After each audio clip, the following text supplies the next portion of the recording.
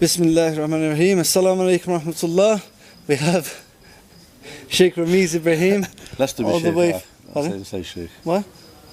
It's Ustadh.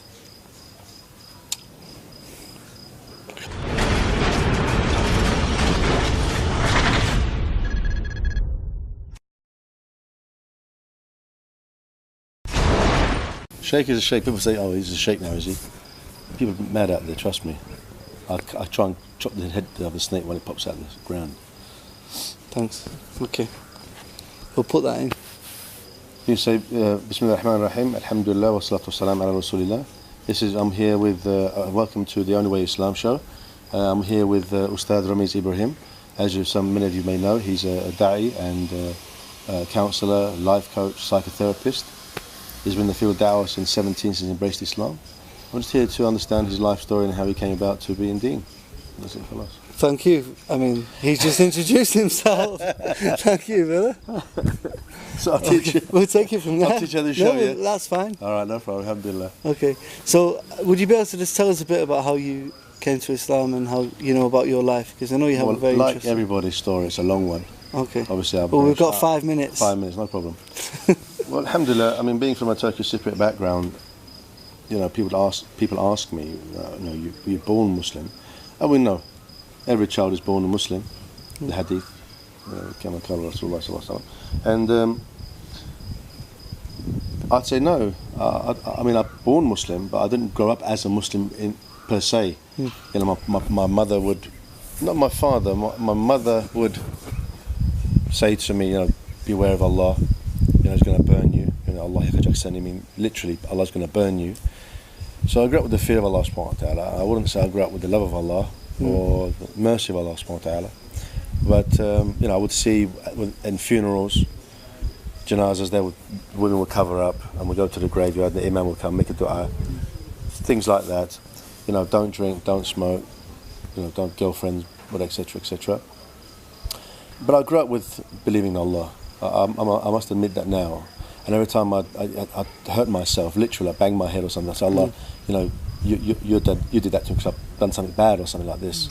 So you was aware of it? I was aware of it, yeah. Even though I was aware, it didn't stop me doing nonsense. Yeah. At the age of 24, 25, I said to myself, by the time I'm 30, I'm going to stop all the nonsense and have and during that transition of 5 to 6 years, I started slowly, you know, dropping and leaving behind nonsense. It wasn't until 1986 when I was 17, going on 18, I went to Turkey to see my uncle, and he taught me Fatiha and Qul Huwa Allahu Ahad, sorry, class, and I went to the Jum'ah with him for four times. I was there for a month.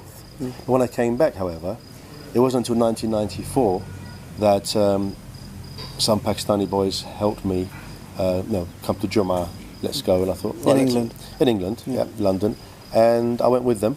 And it wasn't new to me when I prayed with them and all that. And I said, Allah, you know, I'm here. And that was it. And then 1995, I was going to Australia to live with the Aborigines. Meaning I had enough of materialism. I had enough. I'm looking for myself. I'm looking for the way. I'm looking for a path. I'm looking for something. So I ended up in America, though, Camp America, in a Jewish camp there, and eating kosher food. I believed it purified my heart to the truth. And every night I would speak to Allah and say, "Allah, open my heart. I've had enough now." And then it wasn't until 1996 when I got a job looking after a boy in a wheelchair, a Jewish boy in a wheelchair. Again, Camden Free School. I heard the rabbi speak about there's only one God, and I thought, yeah, this is true. I didn't lean towards Judaism. I didn't lean towards or that affiliation. I just, the one God. That's it. I believe that's true. That affirmed my belief in oneness, or Tawheed for that matter.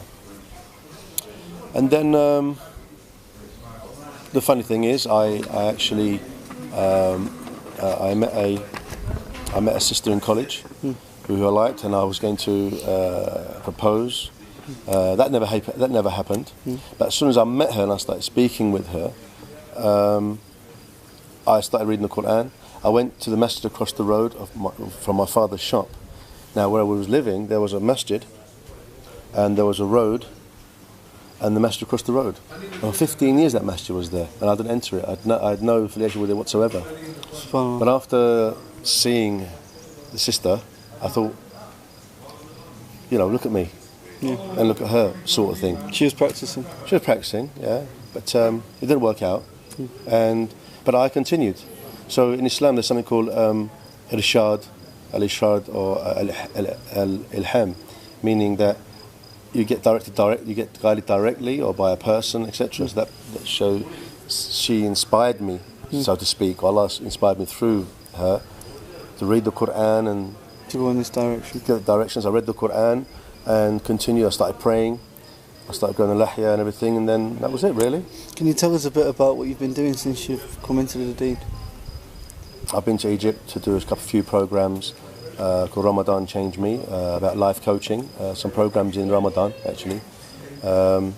Alhamdulillah, I met a few brothers that allowed me to do the da'wah. Now we're in Malawi doing da'wah for the sake of Allah. Well, tell us a bit about Malawi and also your life coaching as well. Well, look at the background of Malawi. The country itself is beautiful, it's lush, it's more lush than England. What have you been doing while you've been in Malawi? Giving da'wah and making a few changes about myself. Has it changed your life? It's changed my life, and my life's already changed from Al-Islam, alhamdulillah.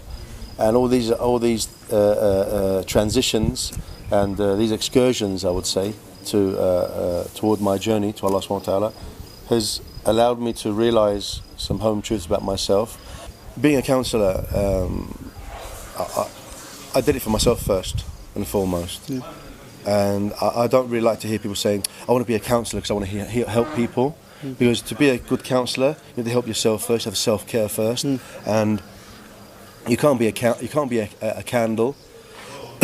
be a candle helping, giving light and heat, helping other people and don't help yourself. And a lot of people in your life you meet are either takers and givers or in between. And you've got to be a taker and a giver to have a balance. You give too much, you'll end up losing energy. You take too much, you'll burn out. So that's what my advice to people as well as Muslims is to know yourself, to develop yourself and to up your game and to recognise your weaknesses and strengths as I have. I'm confident on the outside as an adult, but inside my self-esteem is like a child, and there's conflict sometimes, and my inner gets me into trouble sometimes, and my weaknesses get me in trouble sometimes, and I ask Allah subhanahu wa ta'ala to forgive me for them, and other people to forgive me, and my confidence helps people, and I like myself in the sense that my good overpowers my bad, in the sense, and my bad is sometimes my bad can, even though it's low, it can be potent, and check yourself before you wreck yourself.